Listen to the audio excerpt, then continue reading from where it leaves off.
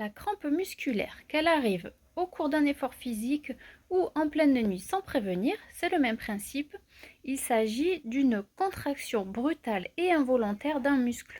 Ça peut être impressionnant et très douloureux, mais quand on a le bon geste et le bon réflexe, on peut la stopper assez rapidement. Le but, ça va être d'étirer le muscle dans le sens inverse de son action. Pas besoin d'avoir fait des cours d'anatomie. Quand on a une crampe, on sent très bien en général dans quel sens le muscle se contracte. Et par exemple, quand vous avez une crampe sous le pied, que vous sentez que vos orteils se recroquevillent tout seuls, ben c'est parce que le muscle sous le pied, il sert à fléchir les orteils. Donc on va chercher à faire l'inverse, on va étirer les orteils. Je vais vous montrer comme ça quelques exemples de différents muscles, comment les étirer. Deuxième paramètre, tout se joue dans la rapidité d'action. Plus vite vous allez réagir et mettre votre muscle en étirement, plus vite la crampe va se passer. Si vous avez le malheur de laisser votre articulation partir dans le sens de contraction du muscle, admettons j'ai un début de crampe au biceps, je sens que ça veut tirer sur mon coude, fléchir mon bras et je laisse un peu, je plie, alors là ça décuple les effets de la crampe. Donc vraiment le réflexe c'est dès qu'on la sent arriver, tout de suite on étire.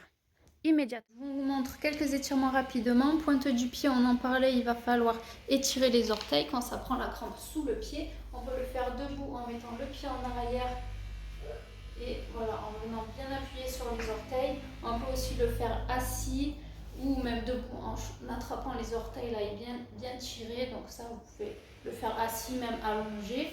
Pour le mollet, c'est pareil, sauf que c'est tout le pied qu'il faut étirer. Hein. Le mollet, il est fléchisseur du pied, il fait ce mouvement-là. Donc nous, on veut attirer dans ce mouvement-là. Premier réflexe déjà, c'est juste lever les orteils.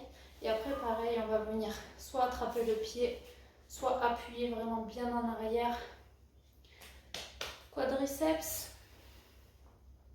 On ramène bien le pied vers la fesse. On peut pousser un peu le bassin en avant pour que ça étire au maximum.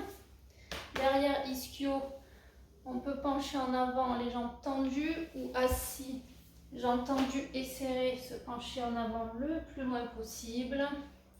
Fessiers, on peut aussi aller carrément croiser, tirer sur le genou, bien tourner comme ça. Les bras, qu'est-ce qu'on peut avoir?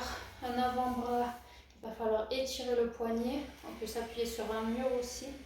Pareil, le biceps, lui, fléchit, donc on va travailler en ouverture.